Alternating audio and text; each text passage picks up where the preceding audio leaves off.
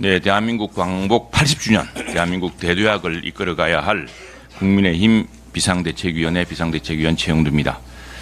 계엄령 해제 이후에 안정되었던 주가와 환율에도 불구하고 IMF 전망에서는 향후 한국 경제의 대외 신인도가 매우 불안합니다.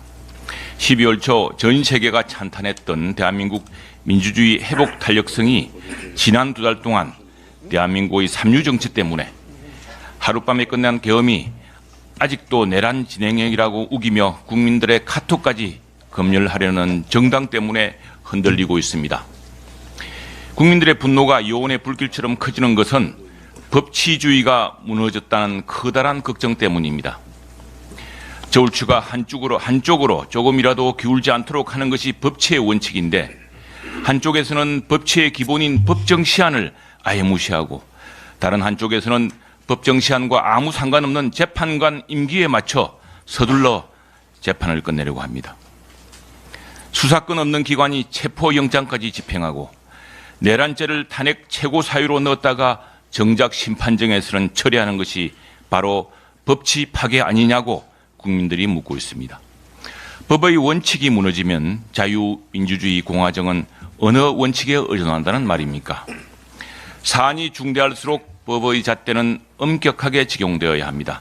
적법 절차가 무시되면 어떤 판결과 결정으로도 국론을 통합하기 어렵습니다. 오늘 이재명 더불어민주당 대표가 교섭단체 대표 연설을 합니다.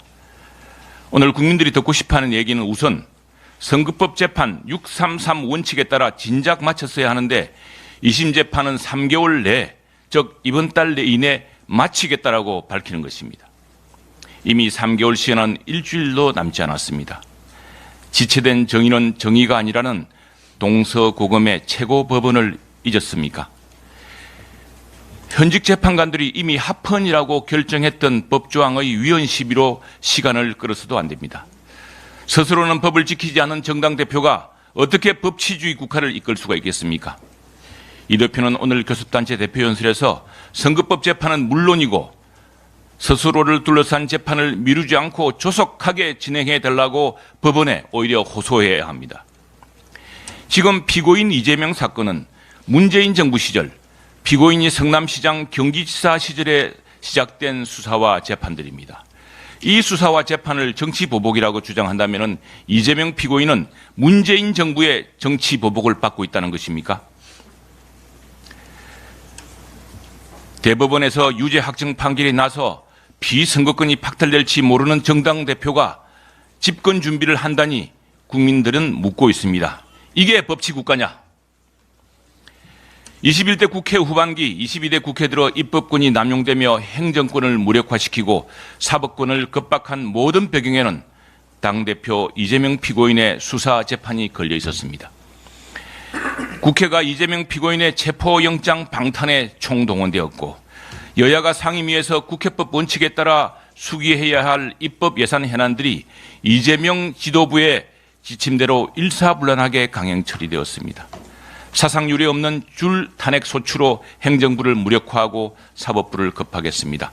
오늘 교섭단체 대표 연설에서 이재명 더불어민주당 대표는 왜 대한민국 정치가 이 같은 분열과 위기에 처했는지 진단하고 해법을 내놓아야 합니다.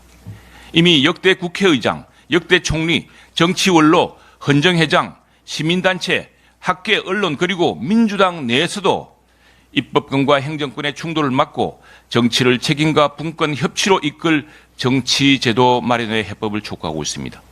바로 개헌입니다. 대한민국 광복 80주년 대한민국 제도약을 위한 지상명령입니다. 이재명 대표는 지금까지의 정치 상황을 되돌아보고 결단을 내려야 합니다. 만약 마치 대권을 이미 차지한 듯 눈 감는다면 3년 내 이재명 대표도 똑같은 탄핵 상황에 처할 것입니다. 가장 신망받는 학자, 정치원로, 시민단체 대표들의 경고입니다.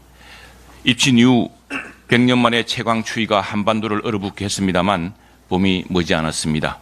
밤이 깊으면 새벽이 멀지 않고 겨울이 깊어지면 봄이 다가오듯이 어떤 정치 권력, 어떤 정치 완장도 영원할 수는 없습니다.